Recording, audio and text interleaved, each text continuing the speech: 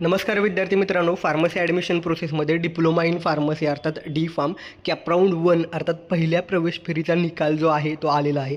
आता त्यानंतर ज्या विद्यार्थ्यांना ॲडमिशन जर घ्यायचं असेल त्या कॉलेजमध्ये तर फ्रीज करायचं आहे. फ्रीज हा पर्याय निवडायचा आहे. आणि जर तुम्हाला मिळालेल्या कॉलेजला ॲडमिशन घ्यायचं नाही आहे, पुढच्या राऊंडसाठी जायचं असेल तर बेटरमेंट करायचं आहे.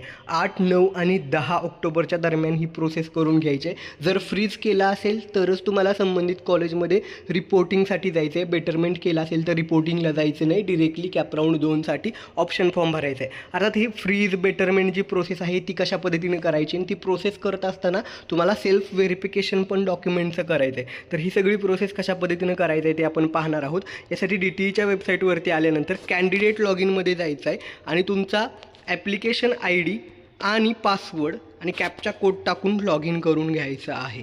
अर्थात लॉग इन केल्यानंतर आता तुम्ही बघू शकता तुमच्यापुढे वेगळे पर्याय अवेलेबल होतील. अर्थात या विद्यार्थ्याला कॉलेज मिळालेलं आहे, त्या कॉलेजला प्रवेश घ्यायचा नाही आहे, त्याला कॅप राऊंड 2साठी जायचं आहे, बेटरमेंट करायचं आहे. तर यासाठी तुम्हाला काय करायचं आहे, डॅशबोर्डवरती यायचं आहे. डॅशबोर्डवरती आल्यानंतर सीट ॲक्सेप्टन्स हा पर्याय आहे, त्याच्यावरती क्लिक करायचं आहे आणि राऊंड 1 अर्थात पहिल्या कॅप राऊंडच्या सीट ॲक्सेप्टन्सची प्रोसेस आहे ही. त्यावरती क्लिक केल्यानंतर इथं दाखवेल की तुम्हाला कोणतं कॉलेज मिळालेलं आहे, कितव्या क्रमांकाचा आहे वगैरे. आणि सुरुवातीच्या पहिल्या स्टेपमध्ये काय करायचं आहे, एकूण 4 स्टेप आहेत. त्यामधल्या पहिल्या स्टेपमध्ये तुम्हाला candidate self data and document verification, स्वतः जी तुम्ही भरलेली माहिती आहे, व्हेरिफिकेशन जे केलेलं आहे ते करेक्ट आहे का हे सेल्फ व्हेरिफिकेशन करायचं आहे. दुसऱ्या स्टेपमध्ये फ्रीज किंवा बेटरमेंट जो काही पर्याय निवडायचा आहे तो निवडायचा आहे.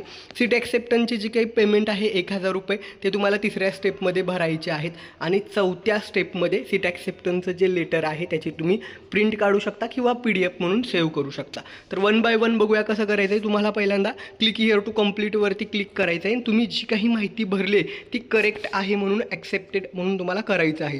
तर सुरुवातीला तुमची जी माहिती दिलेली आहे कॅन्डिडेट टाईप, तर ते सगळ्या माहिती करेक्ट आहेत तर करेक्ट असं क्लिक करा. पुन्हा एकदा चेक करा की सगळी माहिती करेक्ट आहे का, आणि अशा पद्धतीनं तुम्हाला सगळी माहिती करेक्ट आहे म्हणून क्लिक करायचं आहे. जर कुठली माहिती तुम्हाला चुकीची वाटत असेल तर इनकरेक्ट म्हणून देखील करू शकता.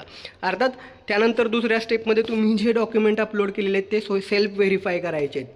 अपलोड केलेले डॉक्युमेंट करेक्ट आहेत, व्हेरीफाय करून घ्यायचं आहे. अशा पद्धतीनं तुम्हाला सेल्फ व्हेरिफिकेशन करून घ्यायचं आहे. आणि दुसऱ्या स्टेपवरती जायचं आहे सेव्ह अँड प्रोसीड. अर्थात सेव्ह अँड प्रोसीडवरती गेल्यानंतर तुम्हाला विचारेल की तुम्ही कुठला पर्याय निवडताय. अर्थात तुम्हाला मिळालेले कॉलेज नको असेल, पुढच्या दुसऱ्या राऊंडसाठी जायचं असेल, अजून चांगलं कॉलेज मिळावं, बेटरमेंट व्हावी वाटत असेल तर तुम्हाला नॉट फ्रीज अर्थात नॉन फ्रीज बेटरमेंट या पर्यायावरती क्लिक करायचं आहे. बेटरमेंट केल्यानंतर तुम्हाला संबंधित कॉलेजमध्ये जायची गरज नाही आहे. फक्त फ्रीज केला असेल, त्या कॉलेजला प्रवेश घेत असाल तरच तुम्हाला त्या संबंधित कॉलेजवरती जाऊन रिपोर्टिंग करायचं आहे. ॲडमिशन घ्यायचं असेल तर तुम्हाला फ्रीज हा पर्याय निवडायचा आहे. ओके, ॲडमिशन घ्यायचं नाही आहे, कॅप राऊंड 2साठी जायचं आहे, अजून चांगलं कॉलेज मिळेल असं वाटत असेल, बेटरमेंटसाठी जायचं असेल तर बेटरमेंट पर्याय निवडायचा आहे. ॲडमिशन घ्यायचं असेल तरच फ्रीज हा पर्याय निवडायचा आहे. ठीक आहे.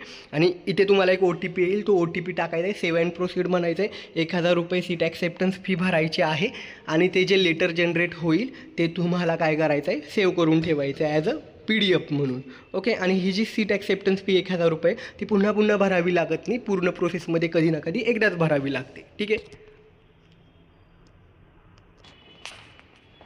तर अशा पद्धतीनं पुढच्या स्टेपवरती तुम्हाला काय करायचं आहे, सीट ॲक्सेप्टन्स 1000 रुपये पे करायचे आणि सीट ॲक्सेप्टन्सचं जे लेटर आहे त्याची PDF जनरेट होईल ते सेव्ह करून ठेवायचं आहे. पुन्हा एकदा सांगतो, ॲडमिशन घ्यायचं असेल तरच फ्रीज हा पर्याय निवडायचा आहे, पुढच्या राऊंडसाठी जायचं असेल तर नॉन फ्रीज बेटरमेंट हा पर्याय निवडायचा आहे. होप सो ही माहिती तुम्हाला आवडली असेल. माहिती आवडली असल्यास व्हिडिओला लाईक करा आणि जे कोणी D फार्मला ॲडमिशन घेत आहेत त्यांच्यासह हा व्हिडिओ शेअर करायला विसरू नका. धन्यवाद. थँक्यू.